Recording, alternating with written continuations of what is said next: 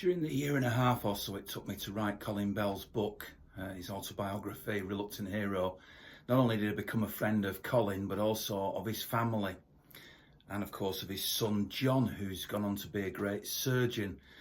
And this week was Colin Bell's funeral, very sad occasion, and I asked Jon if he would like to thank people, if he'd like to speak out in tribute to his father. You can imagine it's not been an easy week for him or the family, but he agreed to do it, and this is that interview. Well, Jon, obviously you and the family have had a tough couple of months, really. What's it been like for you? Christmas was good. So we had a good time together as a family. There's been good times, and then obviously into the new year, things changed significantly, and Dad became unwell. He'd been doing okay up till Christmas and was on good form on Christmas Day. So then it was quite sudden after that, the deterioration. It was unexpected at that time. You know yourself, Ian, that his health wasn't particularly great, but you don't know when these times are going to hit. And we thought he'd be around for a lot longer than that. So 74 is is considered young now, isn't it? But obviously, in the environment we're living in at the moment, there's a lot of people who are experiencing bereavement at a lot younger ages, and you always hope that people are going to live into their 80s or 90s, but it wasn't to be. But we know that he had a really good Christmas and called me on Christmas Day to thank us for being together as a family with all the grandkids, and he really enjoyed that. So that's a memory that I will, that we'll all treasure. You can imagine a lot of City fans ask a lot of questions. Certainly, they might not ask them directly to you, but they've asked them to me about whether it was COVID and what it was that your dad was suffering from. Is there anything you can tell them? Can you answer any of those questions for them? So just say that it wasn't COVID related. He was very careful, and as we were as a family, to protect him over the last year, in terms of the cause of death. In the end, it's not really something I want to go into, because Dad was a personal man and a very private man. It's not really significant at the end of the day. The only thing of significance is he's no longer here, and he had different health issues over that last year. But everybody does, don't they, as they get older? They just come with age, really. The important thing for us when we released the fact that he died on the 5th was that people realised it wasn't COVID related, because we didn't want all that speculation and everything that surrounds COVID at the moment. But that makes it a stranger year, because we lived with those restrictions, and you have to abide by those rules at the moment, which makes it more difficult, because life was quite different over that time as well. Tell me a little bit what it was like for you growing up as the son of Colin Bell. I mean, was that something that overshadowed you as a child? Was it something that you embraced? How did it affect you as a child? It didn't really affect us at all, to be honest, because Dad never saw the limelight. He never looked for publicity. He wasn't considered a celebrity in his eyes, so that made him very normal to us. So just like any father, really. So he'd always be fully committed to everything that he did. So if he wasn't a footballer, we'd be proud of him, whatever he chose to do in life. He obviously massively enjoyed his football, but that was a career before having family. When my sister and myself came along, that was towards the latter stages of his career. So we knew him first and foremost as an amazing dad and great person. And then going to matches with him, obviously we knew that fans held him in very high regard. But I walked into the Colin Bell Stand with him on many occasions, and he never realised that stand carried his name, because there's never any you know, he'd stand in a queue like anybody else getting into the stadium. He'd go through the same security checks. Sometimes he'd be asked for his ID going through the stand, and he'd never question that. People were there doing their jobs, and you know, he was very humble with it. So I didn't feel any different. And you know, you were at his funeral the other week, and earlier this week, and obviously the people around him at the funeral were, you know, very famous in their own right, but you know, they're very down to earth people, and they were work colleagues at the end of the day. So I don't think anything about the celebrity or the fame, because he took that in his stride, and it never impacted on our lives. He protected us from it. He made sure my sister and myself had a good education. He would never use his name to his advantage, and we would never do the same. So, you know, that's the example that he set. Do you think it's fair, as people assume, that your career in surgery, and you are a very highly acclaimed now surgeon, came indirectly as a result of your dad having several operations during the time of his recuperation? Or at least the inspiration for that? Yeah, it was an interest initially, because whenever we went to Main Road, the first port of call would be to see Roy Bailey in the treatment room. Freddie Griffiths was a physio before him, and I remember going to see Fred in St John Street a long time ago, and Fred started talking about Dad's injuries. So it's probably that relationship with Fred and Roy made me sort of stimulate my interest. I wasn't very good at football, so I was never going to be a footballer. But I just remember those days well, and getting interested in anatomy, and it sort of grew from there. And I had an interest in biology at school, and it, you know, it's just various reasons sort of took me down that path. But I remember the smell of going into the treatment room, and you know, always seeing Roy Roy was at the funeral again this week. He's very close to Dad, because he spent a lot of his time with him in the 2 years where he was fighting to get back from injury. What would you say is the happiest memory you've got of your dad? There's lots, really. I'd say, you know, our summer holidays where we would spend them normally in France, where, you know, he was always, you know, people wouldn't recognise him there. He would be able to relax and be fully at ease with the family, enjoying the sun, play tennis with us as kids, and never let us win, because he always had that win-win attitude of whatever he did.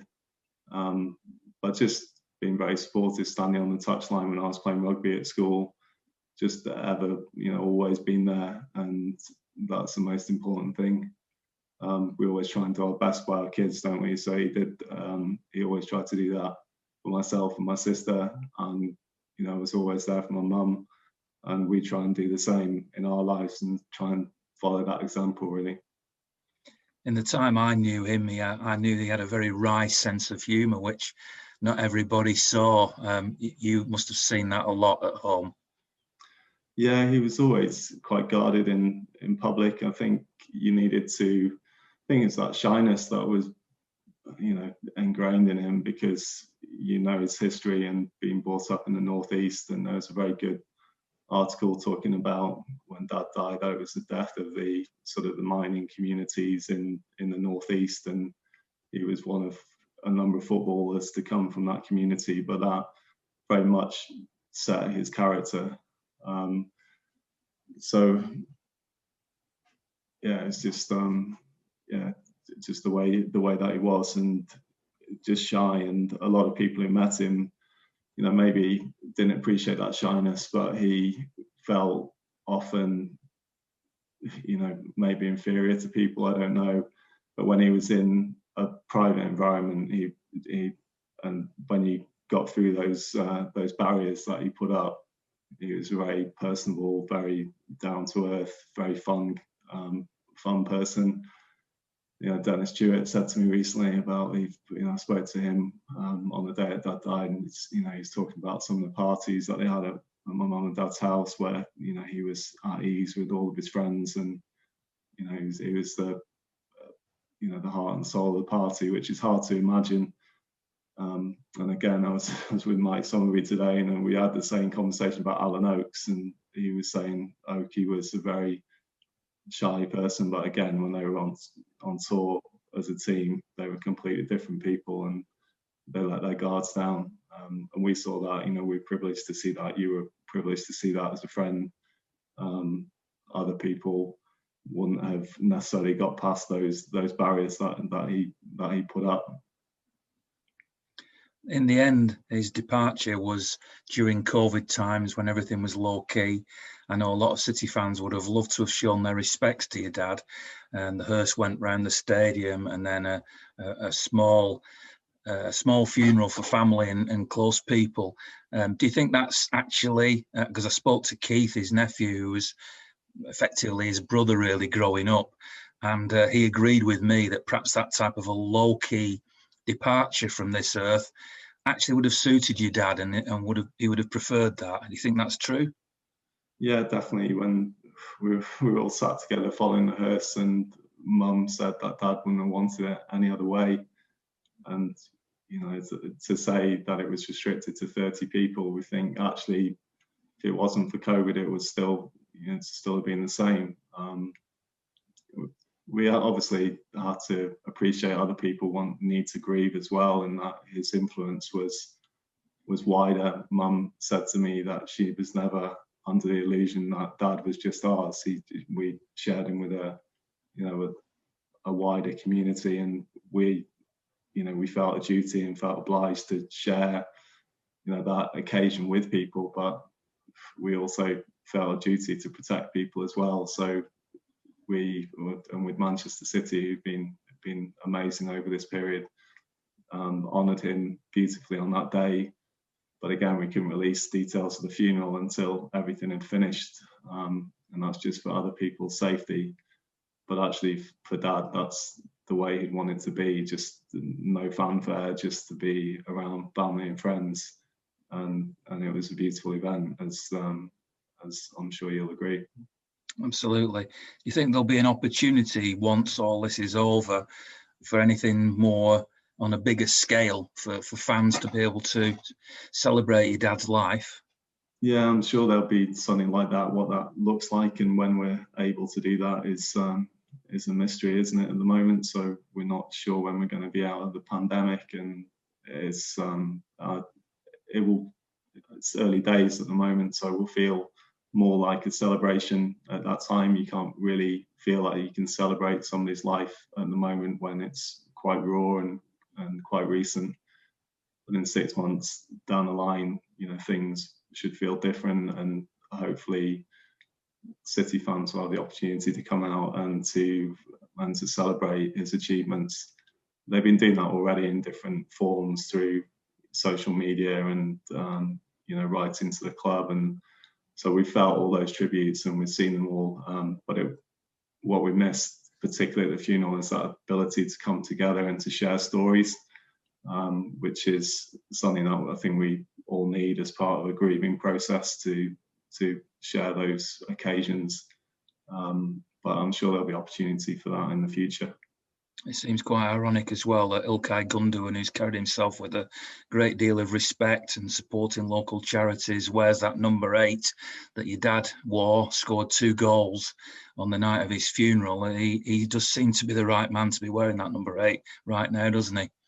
Yeah, there's been some amazing tributes, and Ilkay has been in touch, as have other players. But one of the nicest tributes came from the academy a couple of days ago, where every player that wore the number 8 shirt, from the under 8s to the under 23s, sent a message, expressing their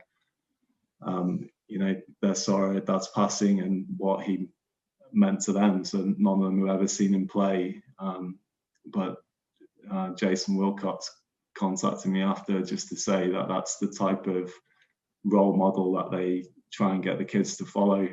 So that meant a lot, coming from a generation who don't know anything of my dad in terms of seeing him play, but have been told the stories about him, and it's not the football side that's as important as the character and that humility that he had. And he knew football was a short career, and if those kids follow that example, then hopefully they'll have a successful career. But there's other number 8s as well, like Tommy Doyle, obviously, Dad was at Glyn's funeral not that long ago, and was very close to Mike Doyle as well. So he wears the number 8 with pride. So every player has been very respectful, regardless of the number that they wear. But Ilkay, particularly scoring as he is this season, scoring more than he normally has done from midfield. So hopefully, my kids think he's got new super powers from Dad looking down on him. I was very lucky enough to see your dad play at his peak. So I was there when he came back on Boxing Day that everybody remembers. And then I had the privilege of helping write his book and getting to know him as a person. And I couldn't hold him in higher esteem. For you as his son, how do you want him to be remembered, and how do you think he would want to be remembered? Well, that's difficult. So yeah, we'll just remember him as a great dad. So we have that very personal side still. My sister, didn't really take a huge amount of interest in the football side, and she was particularly keen that we remembered him as the great family man at the funeral. In terms of football, it's difficult to say. I think people talk about him being the greatest City player. I think that's just not solely about the football. That's about the character that he had, and it's a story really, going from being injured and fighting and coming back, and that affection that he had with the supporters, I think, really encapsulates everything that he stood for. So in a way, I'd be very happy with that. And he was always proud to be thought of as the greatest. But I think he'd also be equally proud if people come along and steal that mantle, because it means the club is moving forward. But the story to his life doesn't change. And, that history and what he did and the way that he conducted himself, I think, is what made him most revered by the City fans, and that relationship was something that was very, very special. And that's not just about the football, that's, I'd say, mainly about the character. So that's what I remember him most as, and what he'd be most proud of is those comments about him as a person, which has been the strongest things to come across. He is and always will be the king. I'm sure you're aware of this. There are an awful lot of people, City fans particularly, but fans of football and people who knew your dad, who would want me now at this point to pass on their best wishes to you and to your family on their behalf. And I don't think we're ever going to forget your dad. You're obviously not going to forget him, but we won't forget him. And what a great honour to play for our football club, the club that we support as well. So, Jon, all our love to you and the family, and thanks for speaking to me.